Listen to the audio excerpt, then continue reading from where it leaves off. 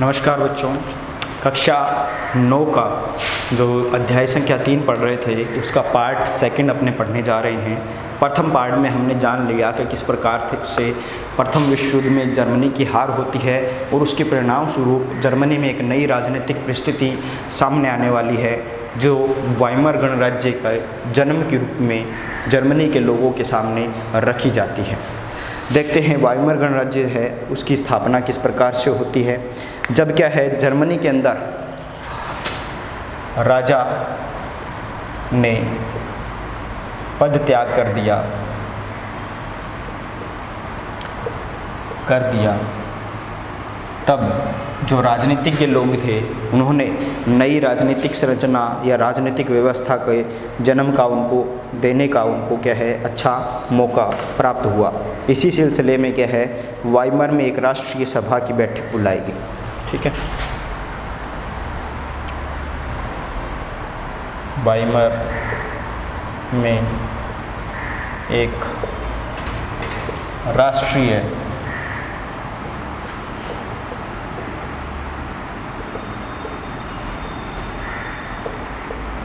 सभा का आयोजन किया गया।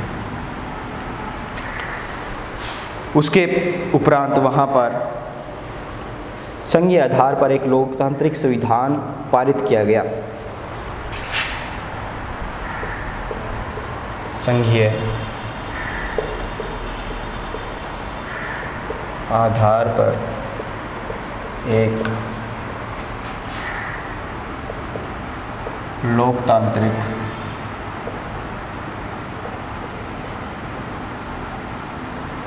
संविधान पारित किया। ठीक है, अब लोकतांत्रिक संविधान बनाया गया है। इस नई व्यवस्था में जर्मन संसद यानी राइक्सटॉग के लिए जनप्रतिनिधियों का चुनाव किया जाने लगा। यानी जर्मन संसद जिसका नाम है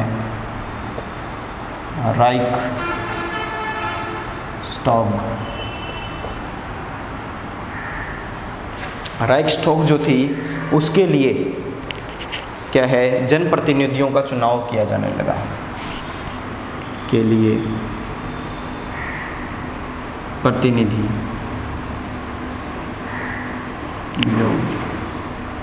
का चुनाव किया गया। किस आधार पर? सार्वभौमिक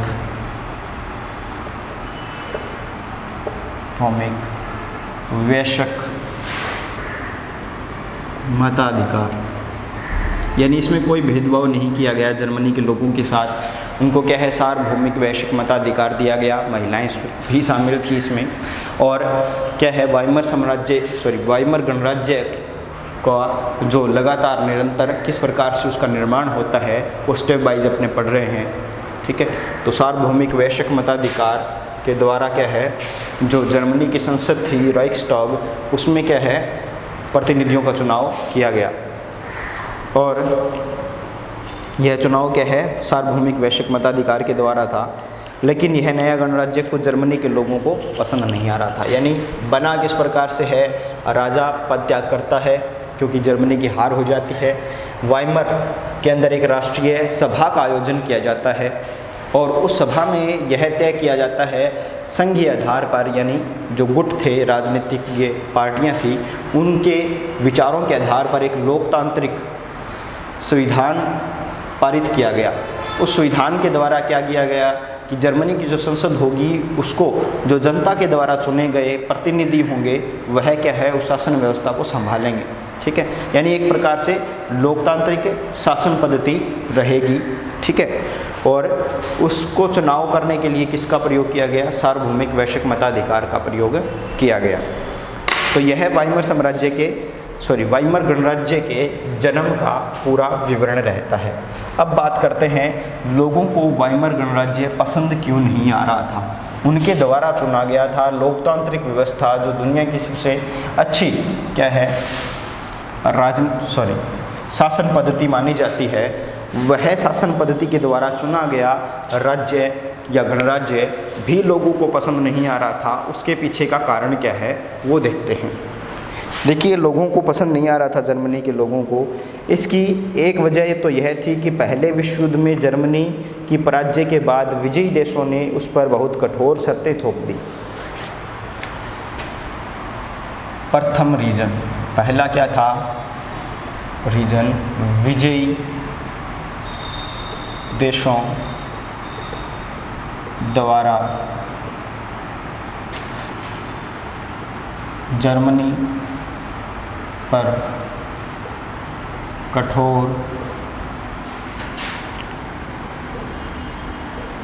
शर्तों का थोपना। यानी गणराज्य मिल रहा था, पूर्ण स्वतंत्रता मिल रही थी जर्मनी के लोगों को, लेकिन वो स्वतंत्रता उस देश तक सीमित थी या उनके विचारों तक या उनके संविधान तक सीमित रह जाती थी। क्योंकि इसके पीछे कारण यह रह जाता था कि जो जीतने वाले देश थे, विजयी देश जो थे, उन्होंने क्या है, विजयी देश कौन से थे, इंग्लैंड, रूस, अमेरिका और जो फ्रांस था, वह जीतने वाले देश, उन्होंने सारे देशों ने जर्मनी पे क्या है, कठोर शर्तें लागू कर दी लगातार। दूसरा जो था वह मित्र राष्ट्रों के साथ वर्साय में हुई शांति संधि की जनता के लिए बहुत कठोर और अपमानजनक थी। दूसरा रीजन क्या था, वर्साय की शांति संधि।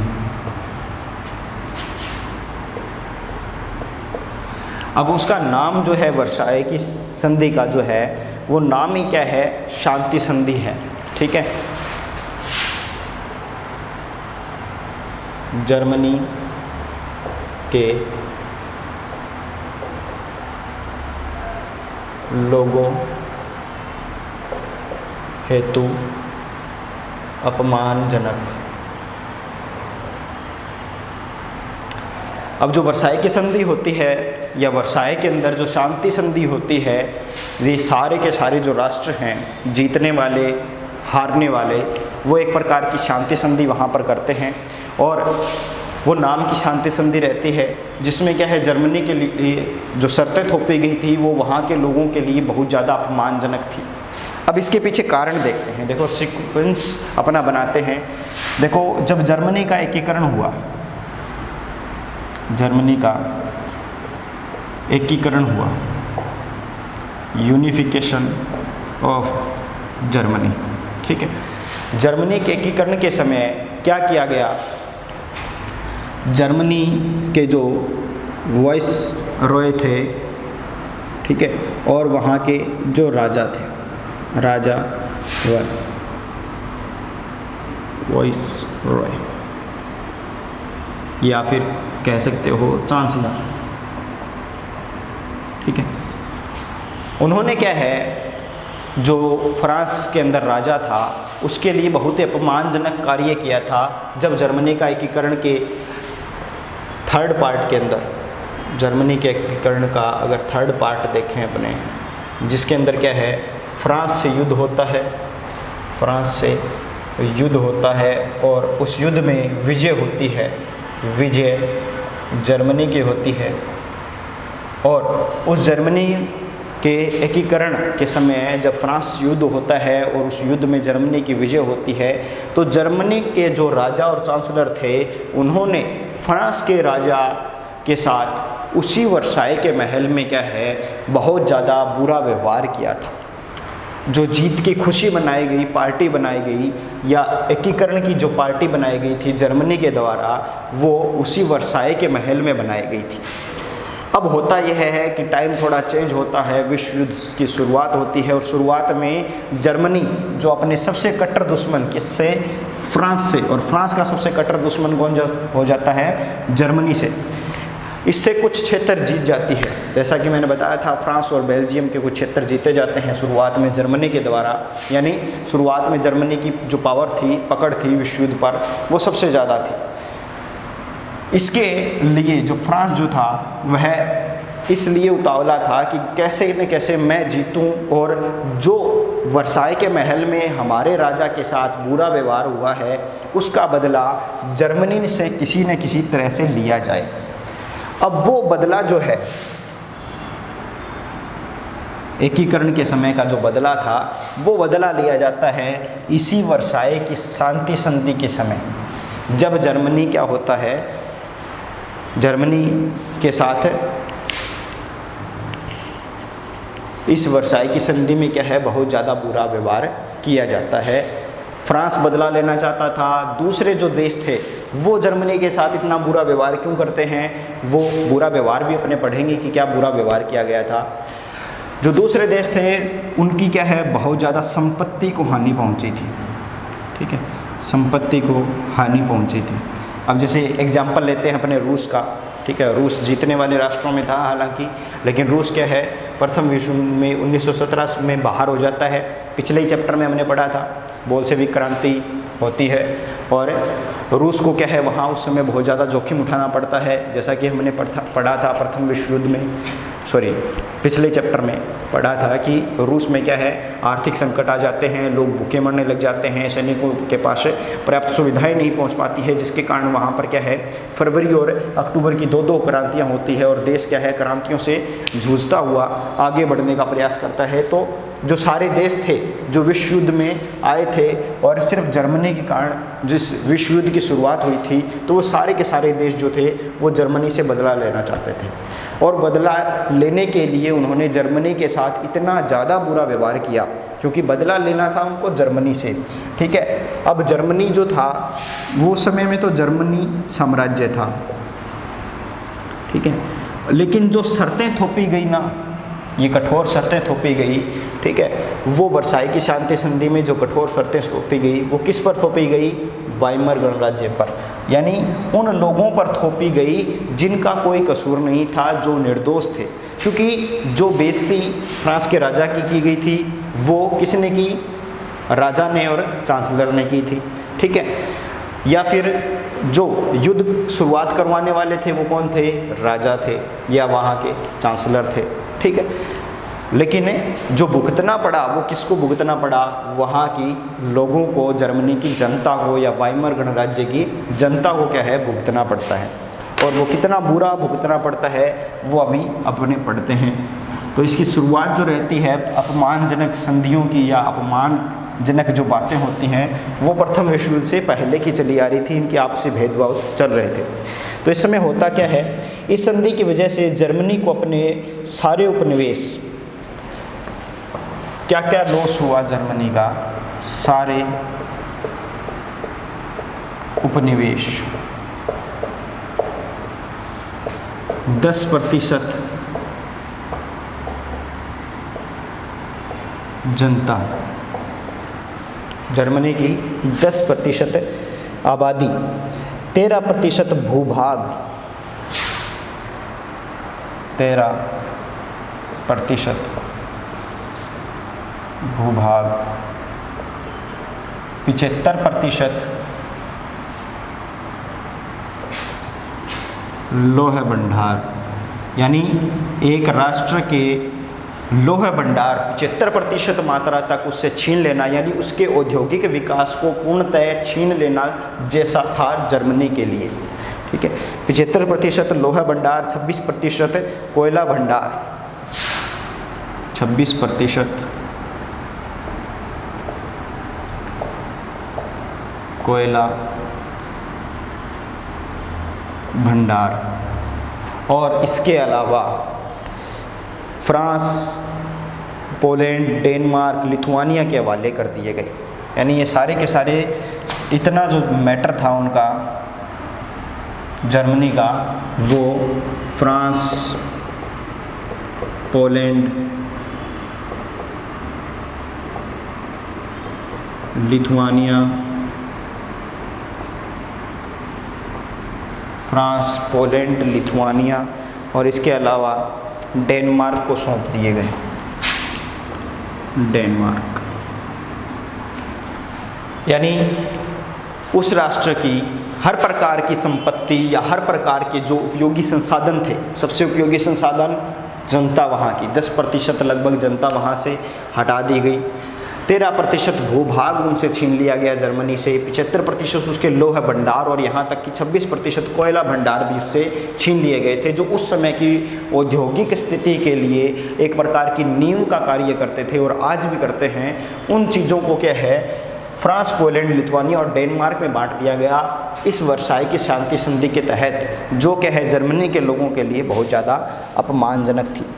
जर्मनी की रही सही ताकत जो थी वो ख़त्म करने के लिए मित्र राष्ट्रों ने उसकी सेना भी भंग कर दी।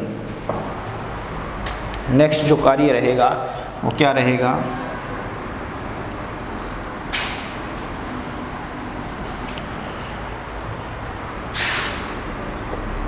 एक राष्ट्र की सुरक्षा हेतु क्या है, सेना की आवश्यकता होती है, लेकिन सेना को भी क्या कर दिया गया, भंग कर दिया गया इस वर्साय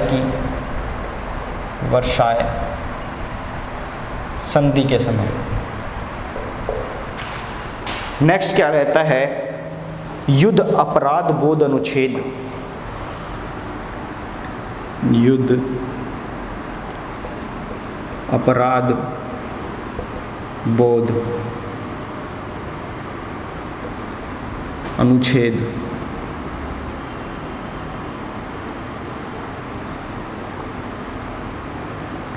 यानी वार गिल्ट क्लॉज जो था के तहत युद्ध के कारण हुई सारी तबाही के लिए जर्मनी को जिम्मेदार ठहराया गया। इसके एवज में उससे पर क्या है 6 अरब पौंड का जुर्माना लगाया गया। 6 अरब पौंड उस समय के अनुसार बहुत ज़्यादा बड़ी राशि है, एक व्यक्ति के लिए नहीं, एक पूरे राष्ट्र के लिए, जिससे उसकी सारी संपदा छीन ली गई है। उस राष्ट्र के लिए 6 अरब पौंड का क्या कर दिया, लगाया गया जुर्माना। यानी अब जर्मनी को क्या है 6 अरब पौंड उन राष्ट्रों को चुकाने थे जो प्रथम विश्व युद्ध में जीते थे। ठीक है। इसके अलावा खनिज संसाधनों वाले राइनलैंड पर भी 20 के दशक में ज़्यादातर मित्र राष्ट्रों का ही कब्जा रहा। 20 का दशक मतलब 1920 से 30 या 20 का दशक है।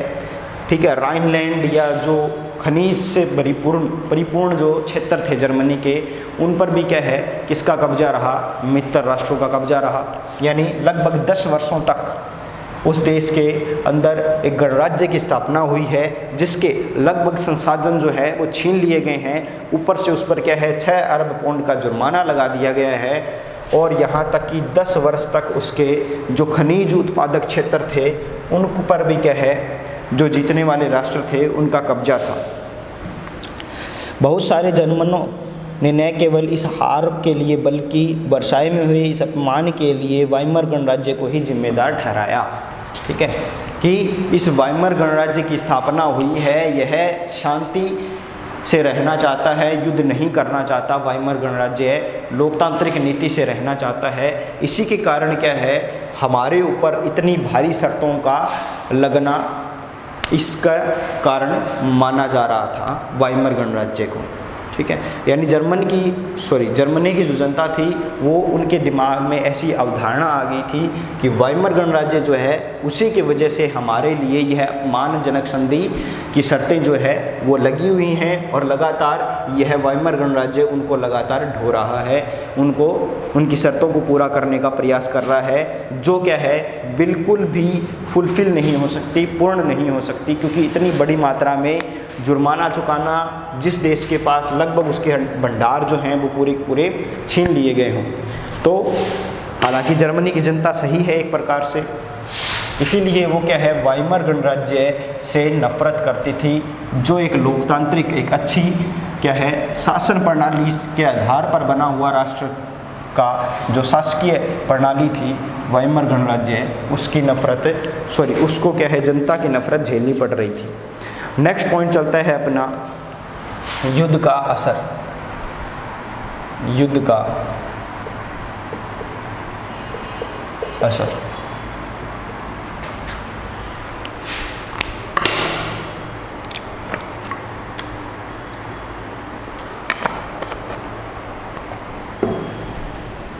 अब युद्ध का असर जो है वो केवल एक राष्ट्र पर नहीं रहता, वह होता है पूरे के पूरे महाद्वीप पर।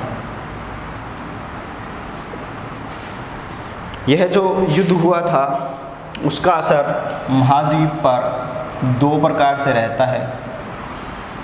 एक तो मनोवैज्ञानिक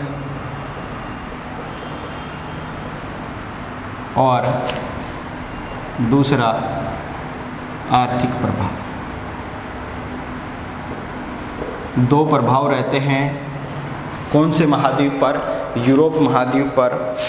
मनोवैज्ञानिक और आर्थिक दोनों ही स्तरों पर तोड़कर रख दिया यूरोप महाद्वीप को। युद्ध का असर इतना ज़्यादा बुरा रहता है।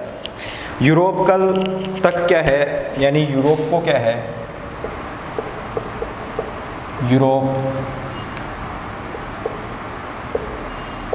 युद्ध से पहले, यूरोप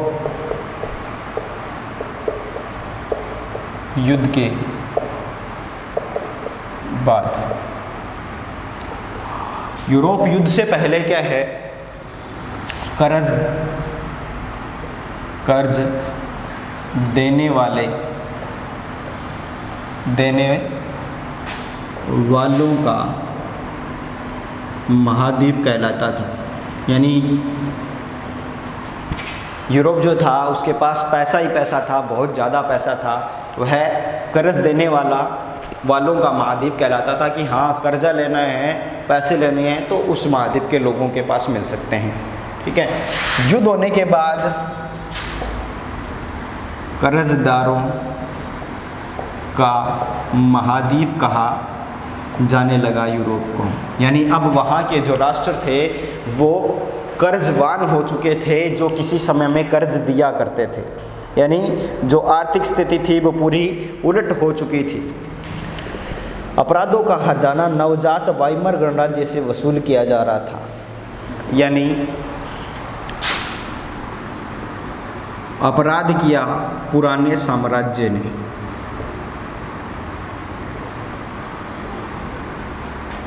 पुराना साम्राज्य क्या है? अपराधी।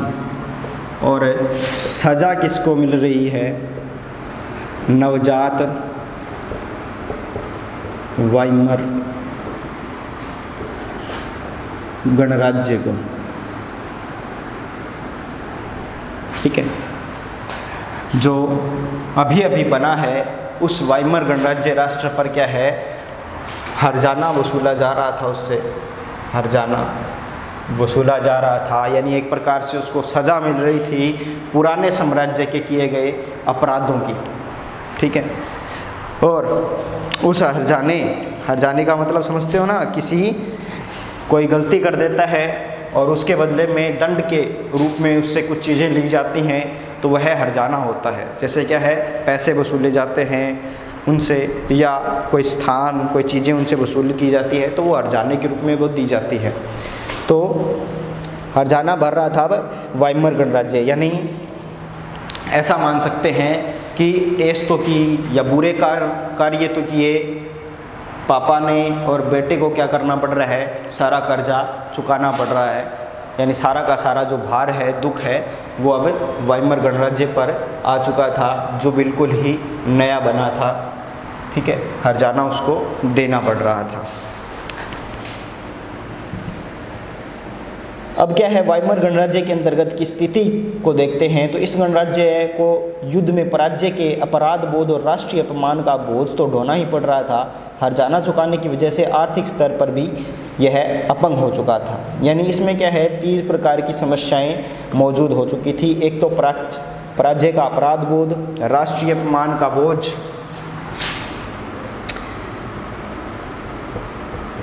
पराजय का अपराध बोध। दूसरा जो राष्ट्रीय अपमान उनको मिल रहा था, राष्ट्रीय अपमान जो उनका हो रहा था का बोझ, और इसके साथ साथ बेहाल या बहुत ज़्यादा बुरी आर्थिक स्थिति। यानी जर्मनी के लोग जो थे वो उस समय या तो युद्ध से बौखलाए हुए थे, उनका दिमाग खराब हो गया था कि जो अभी गणराज्य बना है, जो अभी गणराज्य का निर्माण हुआ है, वह किस प्रकार से युद्ध में जर्मनी की हार का कारण हो सकता है। यानी वह युद्ध के समय तो उस गणराज्य की स्थापना ही नहीं हुई थी, या ऐसा होता कि अगर युद्ध के एंड के टाइम जब जर्मनी जीत रहा था उस समय इसकी स्थापना होती और तब यह युद्ध हरा देता जर्मनी को, तब तो फिर भी यह क्या है अपराधी होता। लेकिन जर्मनी की जनता जो थी वो अब कारण बन रही थी वाइमर गणराज्य को, जबकि वह तो अभी बना था। ठीक है, यानी एक तो अपराध बोध उस पर लगा दिया गया कि पराजय उसकी वजह से हुई है। दूसरा, राष्ट्रीय अपमान का बोझ तो उस पर था ही। ठीक है, पूरे विश्व में उसका अपमान हो रहा था और यहाँ तक कि वहाँ की जनता भी उसका सम्मान नहीं कर रही थी। और सबसे ज़्यादा बुरी कारण क्या रहता है उसके लिए कि बहुत ज़्यादा बुरी आर्थिक स्थिति। और आर्थिक स्थिति के बारे में तो हमने देखा ही है कि कितना ज़्यादा उन पर टैक्स वगैरह लगा दिया गया था। टैक्स नहीं, सॉरी, उन पर क्या कर दिया गया था, जुर्माना लगा दिया गया था। कितना, 6 अरब पाउंड का। और जो खजाना था उसका वो उनसे छीन लिया गया था। तो बहुत ज़्यादा बुरी आर्थिक स्थिति थी। अब और भी देखते हैं कि इनकी सामाजिक स्थिति में क्या रहता है सिस्टम। वाइमर गणराज्य के हिमायतियों में मुख्य रूप से समाजवादी, कैथोलिक और डेमोक्रेट खेमे के लोग थे। यानी इसका पक्ष लेने वाले थे वो भी थे। ठीक है, अभी बात करते हैं वाइमर गणराज्य के पक्षकार, पक्षधर। वो पक्षधर थे इसके कैथोलिक, समाजवादी और डेमोक्रेट। डेमोक्रेट तो होने ही होने थे, लोकतंत्रवादी तो क्या है, लोकतंत्र शासकीय प्रणाली के पक्षधर होने ही थे। कैथोलिक भी उनके समर्थन में थे और समाजवादी लोग जो थे वो भी उनके पक्ष में थे। ठीक है, यानी कुछ तो उनके साइड भी था, लेकिन इनके जो विरोधी थे वो रूढ़िवादी और पुरातनपंथी राष्ट्रवादी मिथकों की आड़ में उन्हें तरह तरह के हमलों का निशाना करना पड़ रहा था। यानी वाइमर गणराज्य जो था उनको जो रूढ़िवादी शासन प्रणाली को चलाना चाहते थे, जिसके बारे में हमने सेकंड चैप्टर में पढ़ा था कि पुराना सिस्टम वो दोबारा से लागू करने वाले रूढ़िवादी विचारधारा के जो लोग थे वो अब भी क्या है उन पर बहुत ज़्यादा आरोप प्रत्यारोप करते थे, उनका अपमान किया करते थे। सार्वजनिक रूप से क्या है उनको नवंबर के अपराधी, नवंबर के अपराधी कहकर उनका अपमान किया जाता था वाइमर गणराज्य का। ठीक है, तो यह जो दशा थी उनकी, इस मनोदशा का 30 के दशक की शुरुआती राजनीतिक घटनाक्रम पर बहुत ज़्यादा असर पड़ता है। अब जो राजनीतिक घटनाक्रम होता है 30 के दशक में, उसके बारे में थोड़ा सा जान लेते हैं। पहले महायुद्ध ने यूरोपीय साम्राज्य या समाज और राजनीतिक व्यवस्था पर अपनी गहरी छाप छोड़ी। अब क्या है, अपने पढ़ते हैं युद्ध का असर और क्या क्या होता है। एक तो ये हो ही गया कि वाइमर गणराज्य की स्थिति कितनी ज़्यादा बुरी होती है जर्मनी के अंदर, यूरोप महाद्वीप का कितना बुरा असर होता है। साथ ही साथ पहला जो असर रहता है वो यह रहता है सिपाहियों का सम्मान। अब क्या है, सिपाहियों को आम नागरिकों से ज़्यादा सम्मान की दृष्टि से देखा जाने लगा, उनको सम्मान ज़्यादा दिया जाने लगा। राजनेता और प्रचारक इस बात पर जोर देने लगे कि पुरुषों को आक्रामक, ताकतवर और मर्दाना गुणों वाला होना चाहिए। ठीक है, यानी राजनीतिक जो नेता थे वो चाहते थे कि जो पुरुष वर्ग है वो एक प्रकार से एक सशक्त सेना के रूप में जो सिपाही होता है, जो क्या है बहुत ज़्यादा मजबूत, ताकतवर और मर्दाना गुणों वाला होता है, वैसा क्या है प्रत्येक व्यक्ति को होना चाहिए। ठीक है, तो नेक्स्ट चीज़ों के बारे में नेक्स्ट वीडियो में